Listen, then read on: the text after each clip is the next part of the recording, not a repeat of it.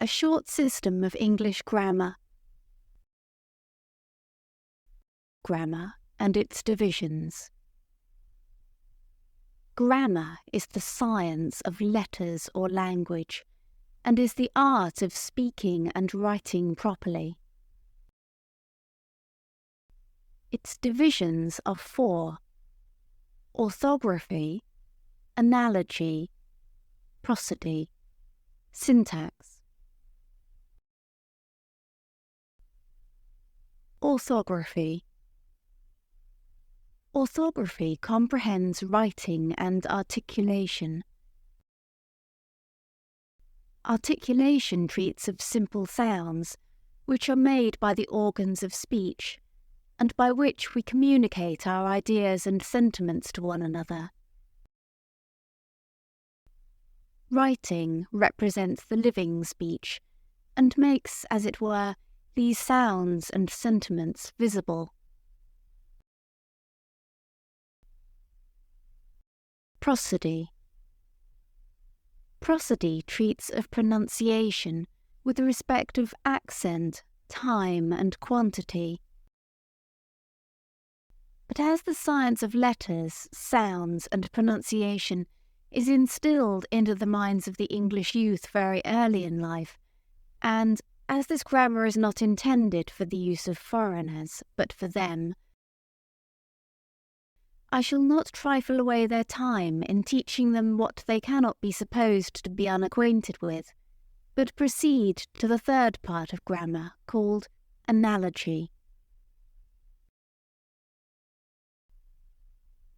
Analogy.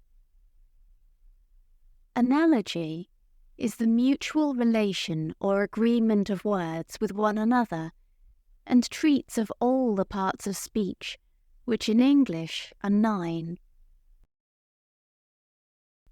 Article, verb, conjunction, noun, participle. Preposition, pronoun, adverb, interjection. An article. An article is a part of speech put before nouns to ascertain and fix their vague signification. There are 3 articles: a, an, and the. A and an are indefinite articles, and applied to persons or things indifferently, as an oyster, a prince. The article the distinguishes individually or particularly, as the oyster, the prince. A noun. A noun is a part of speech which expresses the subject spoke of, as ink, paper, witness. A noun is either substantive or adjective. A noun substantive is the name of a thing considered simply in itself and without any regard to its qualities, as a man, a woman, a child. A noun adjective is a word added to the noun substantive, expressing the circumstance or quality thereof, as a good man, an old woman, a young child. A pronoun. A pronoun is a part of speech substituted in the place of a noun to avoid the frequent and disagreeable repetition of the same word,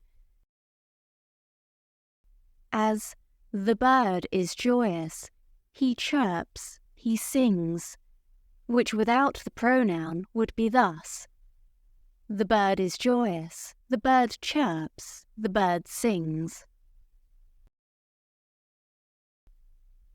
Pronouns personal. I, he, myself, I myself, me, him, yourself, you yourself, you, she, thyself, thou thyself, thou, her, himself, he himself, thee, one's self, herself, she herself. Pronouns relative.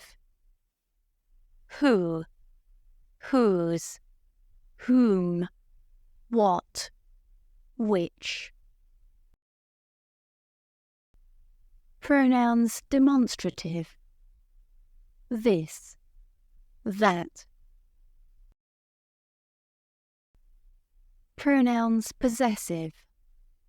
My, ours, your, theirs, mine, thy, yours, her, our, thine, his, hers. Number. Number expresses the difference betwixt one thing and many, and is either singular or plural. When a thing is considered as single, or a multitude of things considered as united together, it is of the singular number, as a man, a troop. When several things are considered as distinct from each other, it is of the plural number, as men, soldiers. The plural is usually formed in noun substantives by adding s to the singular, as article, articles, noun, nouns. But when the pronunciation requires it, or when the singular ends in s, x, sh, or ch, the plural is usually formed by adding the syllable es, as ass, asses, fox, foxes, sash, sashes, church, churches. When the singular ends in f or fe, the plural is usually formed by changing the f or fe into ves, as wife, wives, self, selves. Sometimes the plural is formed by adding the syllable en, as ox, oxen. Sometimes by changing the vowel, as man, men.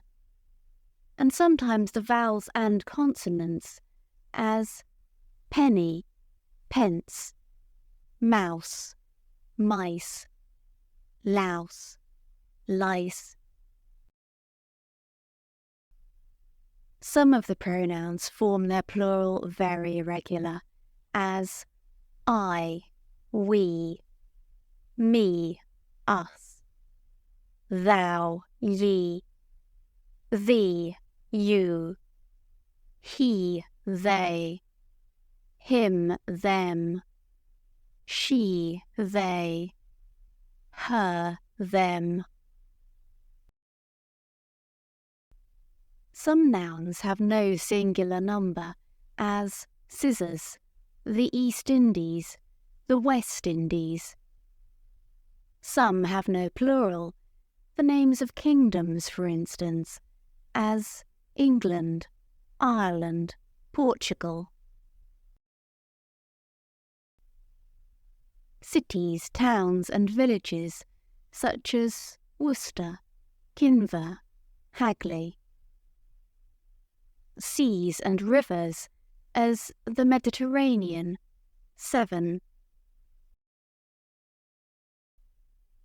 Wheat, barley, gold, silver, pewter, and a great many words that cannot be reduced to any rule want the plural number, as ale, beer, bread, butter, honey, milk, hunger, thirst, drunkenness.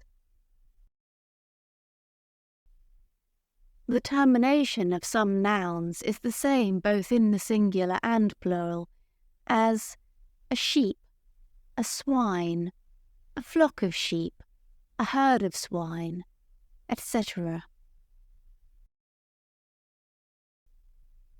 Comparison. Comparison is the comparing the different circumstances of persons or things with each other, and serves to alter the signification of a word, either by a gradual increase or a gradual diminution, as long, longer, longest, short, shorter, shortest. Adjectives, adverbs, and substantives have 3 degrees of comparison: the positive, the comparative, and the superlative. The positive lays down the natural signification simply and without excess or diminution, as long, short, often. The comparative raises or lowers the positive in signification, and is formed of the positive by adding the syllable er, as long, longer, short, shorter, often, oftener. The superlative raises or lowers the signification as much as possible, and is formed of the positive by adding the syllable est, as long, longest, short, shortest, often, oftenest. Sometimes they are compared by the adverbs very, infinitely, and the adjectives more, most, less, least, as long, very long, infinitely long, short, more short, most short, commonly, less commonly, least commonly. These adjectives deviate from the general rule: good, better, best, bad, worse, worst, little, less, least, much, more, most. Substantives are compared by the adjectives more, most, the words than or that always following, as a dunce, more a dunce than I or me, the most a dunce that ever I did see. Verb. A verb is a part of speech which serves to express what we affirm of or attribute to any subject, and is either active or passive. A verb active is that which expresses an action, as I kick, I see. A verb passive is that which receives the action or expresses the passion, as I am kicked, I am seen. A verb has 2 numbers, the singular and the plural, and 3 persons in each number, as I am, thou art, he is, we are, ye are, they are. The same is to be observed in every mood and in every tense, but in the infinitive, which has neither number nor person. Moods. A mood is the manner of conjugating verbs agreeably, to the different actions or affections to be expressed. There are 4 moods: the indicative, the imperative, the conjunctive, and the infinitive. The indicative mood expresseth the action or passion simply, directly, and absolutely, as I love, I have loved, I will love. The imperative commands or forbids, as come, go, be gone. The conjunctive expresses the action or passion conditionally, and is always joined with the indicative or the same mood, as I will love you if you would love me, I would dance if you would dance. The infinitive expresses the action or passion indeterminately, without any regard to time, place, number, or person, as to love, to be loved. Participle. A participle is a part of speech which partaketh of a verb and a noun. But when it is joined to a substantive, or admits of comparison, it may be considered as an adjective. When the termination of the participle passive is not formed by adding the syllable ed to the first person of the indicative mood present tense singular, or when the termination of the participle passive differs from the termination of the pretertenses, the verb becomes irregular,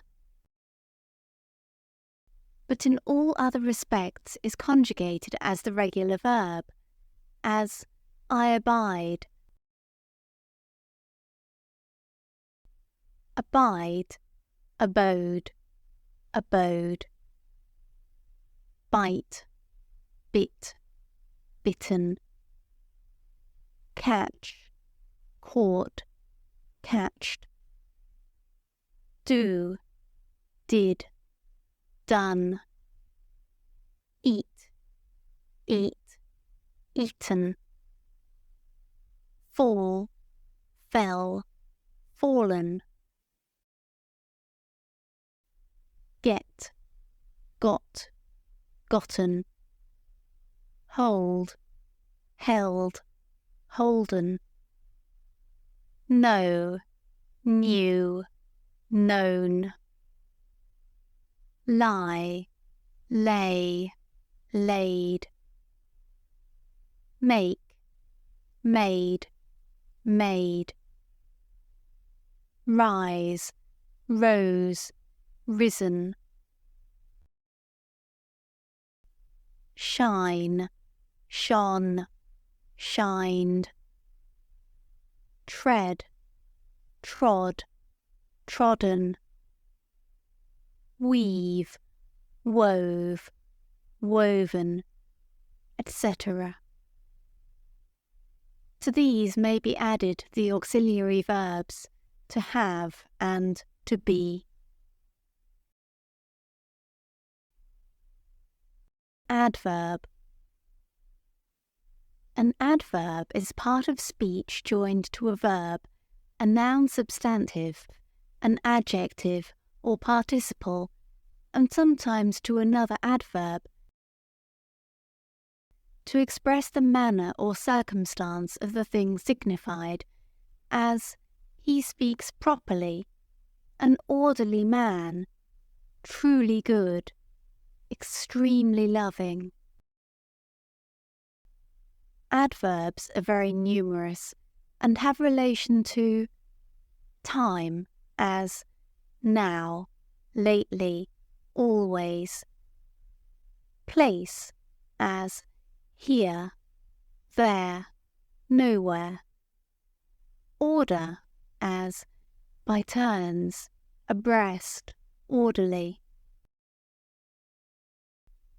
Quantity, as enough, more, entirely. Number as once, twice, thrice. Doubting as perhaps, maybe, peradventure. Asking as why, whence, wherefore. Affirmation as yes, indeed, certainly. Negation as no, never, not at all. Comparison as more, less, likewise. Quality as justly, prudently, indifferently. Conjunction. A conjunction is a part of speech which serves to connect and join the several parts of a discourse together, and is of various kinds. Copulative as and, also, moreover. Disjunctive as or, neither, whether. Adversative as but, yet, notwithstanding. Conditional as if, unless, provided. Casual as for, because, for as much. Conclusive as then, so that, therefore. Preposition.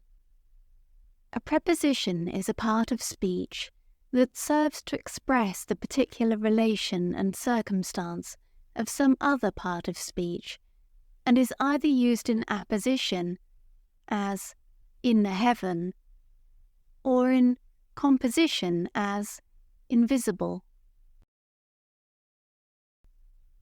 Prepositions used in apposition: above, about, after, against, among, amongst, at, before, behind, beneath, below, beside, between, betwixt, beyond,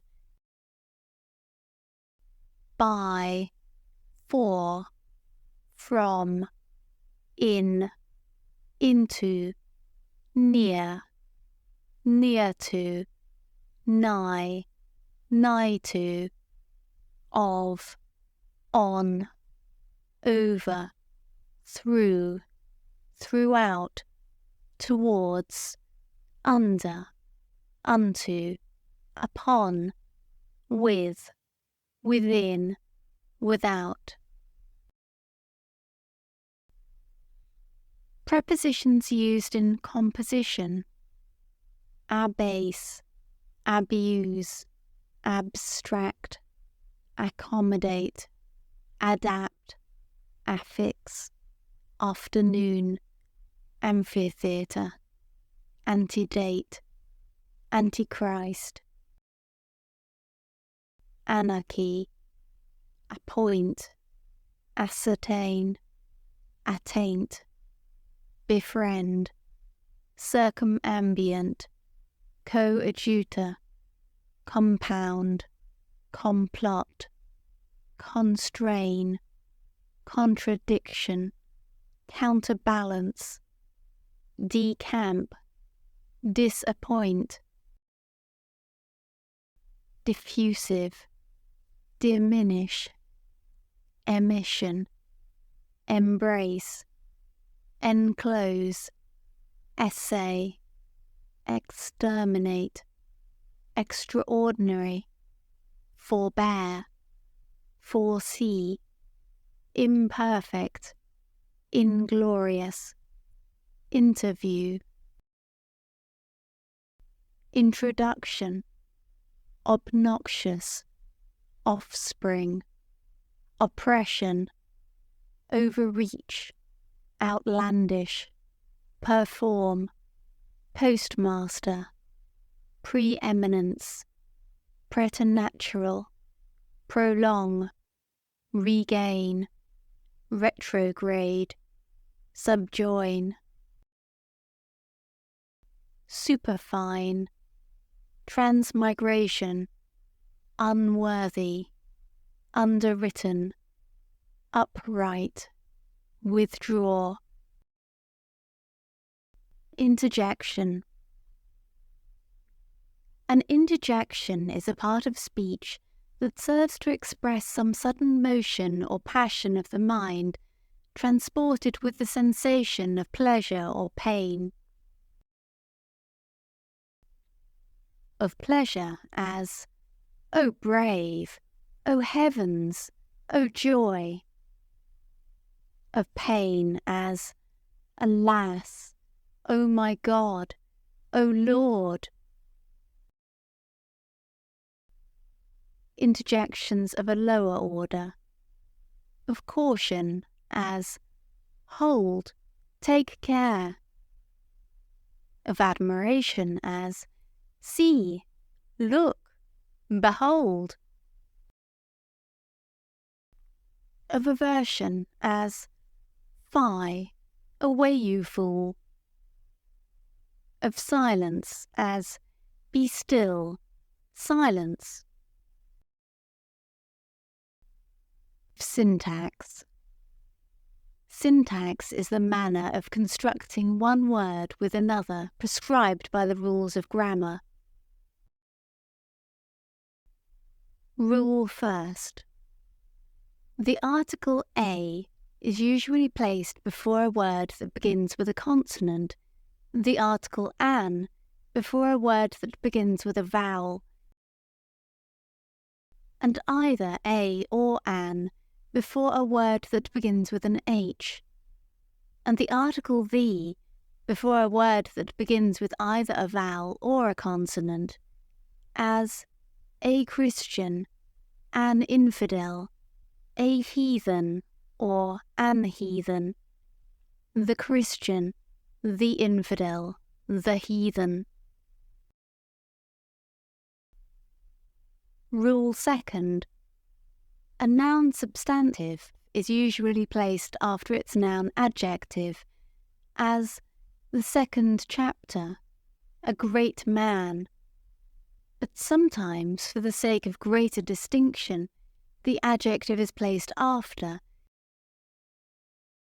with the article the before it, as George II, Peter the Great. In poetry, the adjective is placed either before or after its substantive, indifferently, as the versification requires it. Rule third. All nouns and pronouns are of the third person, except I and we, which are of the first person, and you and ye, which are of the second person. And except the relative pronouns, which are always of the same person, with the personal pronoun to which they relate, as I love, he loveth, I who love, he who loveth. Rule fourth. The prefix pronouns I, we, you, ye, they, he, she, who are usually placed before the verb, and the subsequent pronouns me, us, him, her, them, whom are usually placed after, as I love the dog loves me. But when a question is asked, or when the verb is of the imperative mood, or in short sentences, the prefix pronouns are usually placed afterwards, as lovest thou me? Said he, said they. Rule 5th. When a question is asked and the verb has an auxiliary sign or an auxiliary verb, the governing noun or pronoun is placed immediately after such auxiliary, as, does the sun shine? Has he washed his hands? And when the verb has two or more auxiliaries, the noun or pronoun is placed after the first, as, have I been taught? Could the truth have been known? Rule 6th. The verb agrees with its governing noun, pronoun personal, or pronoun relative, in number and person, as, the birds sing, he who loveth. Rule 7th. A noun of multitude may have a verb either singular or plural, as, the people is mad, or the people are mad. But if a substantive of the same signification follows, that is not a noun of multitude, then the verb is always plural, as we do not say, the people is a mad man, but the people are mad men. Rule 8. Two or more nouns or pronouns singular will have a verb plural, as, the dog and cat are very loving. But when two or more substantives singular signify the same thing or person, or when the preposition of intervenes, the verb is always singular, as, the River Severn is navigable. William the Conqueror was a great man. This system of grammar is compendious. Rule 9th. The subsequent pronouns are usually placed after prepositions and interjections, as, of me, to us, with her, from them, against whom, O me. The points or pauses. The points or pauses have a sort of musical proportion. The period is marked thus, dot symbol. Its time is equal to 2 colons, and is never placed but at the end of a sentence, the sense of which is perfect and complete, as, by me kings reign and princes decree justice. The colon is marked thus, colon symbol. Its time is equal to 2 semicolons, and is placed where the sense seems to be perfect and complete, but to which notwithstanding something may still be added, as, give instruction to a wise man, and he will be yet wiser. Teach a just man, and he will increase in learning. The semicolon is marked thus, semicolon symbol. Its time is equal to 2 commas, and is placed where the sense is less complete than the colon, and more complete than the comma, as, a wise man's heart is at his right hand, but a fool's heart is at his left. The comma is marked thus, comma symbol. It is the last and least pause or time that is made use of, and serves to distinguish the simple numbers of a period, as, arise, my friend, and come away. The other notes or characters. A note of interrogation, question mark symbol, is used when a question is asked, as, who comes there? A note of admiration, exclamation mark symbol, is used after interjections or short sentences to express our wonder and surprise, as, "Oh, oh Lord!" A parenthesis, bracket, rarely made use of by a good writer, close bracket, is used to enclose one sentence within another. The paragraph is marked thus, paragraph symbol, and denotes the beginning of a new discourse. An apostrophe is used when some part of a word is left out, as Alexander's horse for Alexander his horse. A hyphen is used to join together two words, as footstool, etc., and is used also when part of a word is written in one line and part in another.